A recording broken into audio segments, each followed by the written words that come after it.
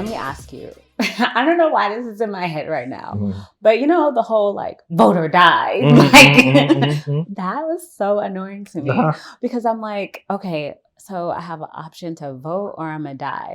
What's your thoughts on that, right? Because we have elections coming up this November for school board, right? And here in Atlanta. Do you think it's vote or die? For our kids, yes. Tell me more. We all see our kids, if we choose to see them, who are on our streets selling water to survive. The number one city in the country, by many accounts, right? And when they're putting themselves in such a harm's way in order to survive, and we find them to be a nuisance for trying to survive, we don't bend or break any laws. The arc of justice isn't bending right now towards our children who are on these streets, right? And so when they have to do things to survive, just like every other adult trying to do something to survive, and we have the power to do something about it, which is voting, it's 5 minutes of your time. So for this year, it's only 2 or 3 things on the ballot, right?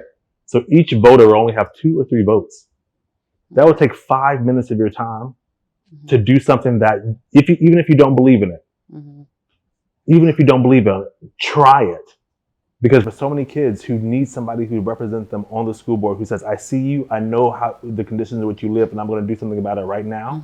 And I'm not going to put my adult politics ahead of what your needs are. I'm not going to put some other adults or some other interests ahead of what I know you need every day, which is a safe learning environment, wraparound services, the ability to learn how to read, and people around you and adults around you who give a damn about you every single day.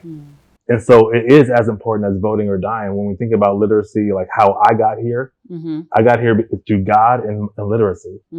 And I can't point to any other thing, right? God was responsible for doing his job, and schools are responsible for doing their job. And when we think about what's possible for our kids when they can't read, when by law and policy, we're subjecting them to a life of poverty or the school to prison pipeline.